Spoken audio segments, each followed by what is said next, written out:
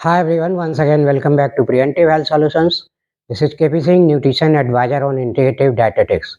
दोस्तों आइए आज हम बात करेंगे चिया सीड्स के हेल्थ बेनिफिट्स के बारे में। तो दोस्तों देखा जाए तो चिया सीड्स आजकल हेल्थ को लेकर काफ़ी पॉपुलर हो रहे हैं और मार्केट में काफ़ी दिखाई देते हैं इंडियन मार्केट में। तो अगर देखा जाए तो ये एक प्रकार के मिंट फैमिली की एनुअल हर्ब के बीज होते हैं और ये हर्ब जो है हमारे इंडिया की इसकी ओरिजिन नहीं है। अगर ओरिजिनल कंट्री देखें तो इस हर्ब का यानी कि नेटिव कंट्री इस हर्ब का है साउथ मैक्सिको और ग्वाटेमाला। इसके अलावा ये यूरोपियन कंट्रीज और ऑस्ट्रेलिया में भी प्रोड्यूस की जाती है। वैसे आजकल दोस्तों इसे इंडिया में भी प्रोड्यूस किया जाता है, जिसमें मेनली कर्नाटका में इसका प्रोडक्शन होता है कमर्शियल लेवल पर और वहाँ से सप्लाई भी किया जाता है सभी जगह इंडिया में और काफ़ी मात्रा में इम्पोर्ट भी किया जाता है। तो दोस्तों इसके बहुत सारे हेल्थ बेनिफिट्स होते हैं और ये सीड्स इसके काफ़ी न्यूट्रिशियस माने जाते हैं और इसी के बारे में आज हम बात करेंगे कि इसके क्या हेल्थ बेनिफिट्स मिलते हैं और इसमें क्या मेन न्यूट्रिशंस होते हैं। तो देखा जाए तो चिया सीड्स के जो बेसिक न्यूट्रिशंस हैं, जिनके लिए फेमस है, जिनके लिए इसके हेल्थ बेनिफिट्स मिलते हैं, तो वो तो है इसमें एक अच्छी क्वालिटी का फाइबर बहुत अच्छी मात्रा में पाया जाता है और दूसरा एक omega 3 essential fatty acid sufficient मात्रा में मिलता है, क्योंकि ये ओमेगा 3 फैटी एसिड वेजिटेरियन या प्लांट सोर्सेज में बहुत कम मात्रा में मिलता है। तो ये एक बहुत अच्छा सोर्स है ओमेगा 3 फैटी एसिड का और एक अच्छे सॉल्युबल फाइबर का।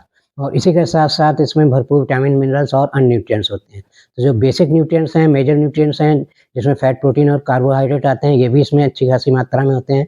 और इसी के साथ-साथ इसमें जो मिनरल्स हैं, सारे आवश्यक मिनरल्स भी ठीक मात्रा में पाए जाते हैं और जो इसके और अच्छे अन्य बेनिफिट्स मिलते हैं, एंटीऑक्सीडेंट्स और एंटी इन्फ्लेमेटरी इफ़ेक्ट्स या प्रभाव जो हमारी बॉडी के लिए इस पर इसके पड़ते हैं, वो होते हैं इसमें पाए जाने वाले कुछ फाइटोन्यूट्रिएंट्स के कारण, जिसमें क्लोरोजेनिक एसिड, कैफिक एसिड और क्वेरसेटिन नाम के एंटीऑक्सीडेंट्स पाए जाते हैं।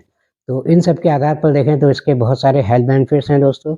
तो देखा जाए तो सबसे पहला हेल्थ बेनिफिट्स तो हमारी डाइजेस्टिव हेल्थ के लिए है। ये डाइजेशन के लिए बहुत अच्छा होता है, क्योंकि इसमें हाई फाइबर कंटेंट होता है और हाई फाइबर कंटेंट होने के कारण ये हमारे गट फ्लोरा को भी बढ़ाता है, यानी कि गुड बैक्टीरिया को बढ़ाता है और इसी के साथ-साथ ये हमारे जो गट में गट मूवमेंट को नियंत्रित करता है, यानी कि हमें कॉन्स्टिपेशन से बचाता है और हमारी आंतों की सफाई बहुत अच्छे से करता है।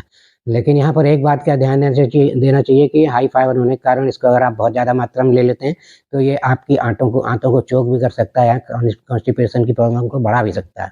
तो इस टाइप का इसे मॉडरेट क्वांटिटी में अगर आप यूज़ करेंगे, तो डाइजेस्टिव हेल्थ के लिए बहुत अच्छा है।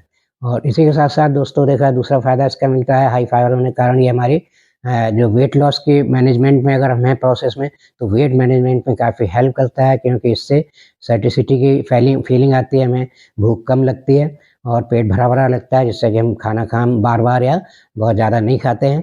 तो इस तरह से ये वेट मैनेजमेंट में भी काफ़ी हेल्प करता है, फैट कम करने में मदद करता है।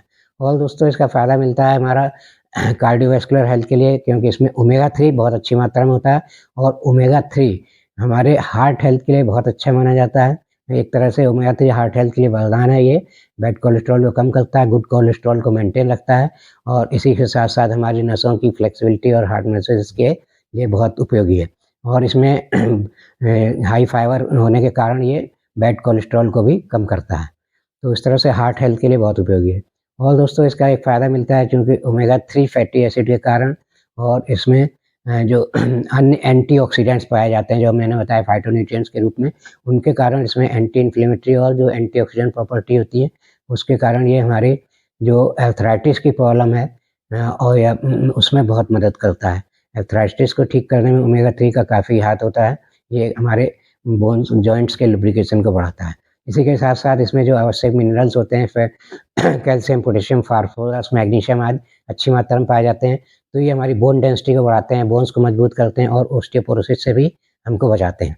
और दोस्तों इसके एंटीऑक्सीडेंट्स होने के कारण ही, एंटीऑक्सीडेंट प्रॉपर्टी के कारण ये हमारी हेयर, स्किन और आइज़ हेल्थ के लिए बहुत अच्छा है। स्किन में ग्लो लाता है, आइज़ को ठीक रखता है, आँखों को ठीक रखता है।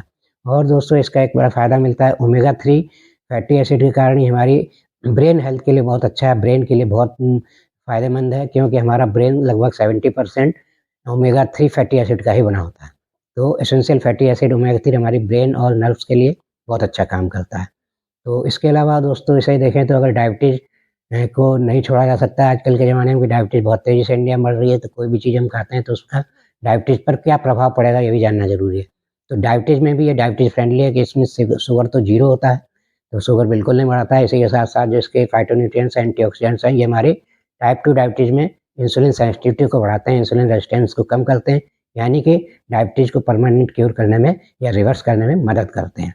तो इस तरह से दोस्तों देखा हमने इसके चिया सीड्स खाने के बहुत सारे फ़ायदे हैं, लेकिन इसको मेन कोर्स के रूप में नहीं खाया जा सकता है।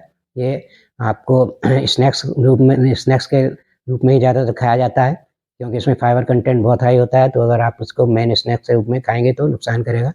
तो उसे थोड़ी मात्रा में लिया जाता है और ज़्यादातर इसे हम बहुत सारी पुडिंग्स में, स्मूदीज़ में या टॉपिंग्स में या फिर सलाद के साथ यूज़ कर सकते हैं। तो इसका सबसे एक बहुत ही कॉमन तरीका है, इसको आप भिगो दीजिए कुछ घंटों के लिए या रात में भिगो दीजिए, सुबह इसके पानी को पी लीजिए। 1 गिलास पानी में आधा 1 चम्मच भिगोएँगे, तो इसमें एक जेल जैसा सॉल्यूशन बन जाता है, इसमें सॉल्युबल फाइबर होने के कारण, जो कि पीने में भी आसान होता है। और इस टाइप से अगर देखें तो इसे स्मूदी वगैरह में भी मिलाया जा सकता है। तो इसे नॉर्मली भिगो कर ही यूज़ किया जाता है। इसे कभी भी सूखे सीड्स को नहीं खाना चाहिए, क्योंकि ये बहुत ज़्यादा पानी एब्ज़ॉर्ब करते हैं और अगर आप सूखे सीड्स खाएँगे और पानी की कमी हो गई तो डिहाइड्रेशन हो सकता है और आपकी आँतें चोक हो सकती हैं और ये आपको बजाय फ़ायदे के आपको डाइजेस्टिव इश्यूज़ आ जाएँगे।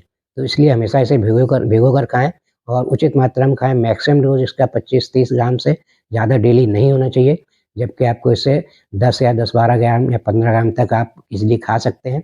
और जब आपको कोई ख़ास इश्यू नहीं है, तो 5 से 10 ग्राम आप इसको डेली यूज़ कर सकते हैं 2 या 3 बार में, इससे कोई आपको नुकसान नहीं होगा। तो दोस्तों मॉडरेट क्वांटिटी में यूज़ करते हुए इसके फ़ायदे आप उठा सकते हैं और हेल्दी रह सकते हैं, बहुत सारी प्रॉब्लम से अपने आप को बचा सकते हैं। और ये वीडियो आपको अच्छा लगा तो मेरा वीडियो लाइक और शेयर करें और चैनल सब्सक्राइब नहीं किया है तो प्लीज़ चैनल सब्सक्राइब कर लें। इसी के साथ दोस्तों, thank you very much. See you in next video with some other health tips.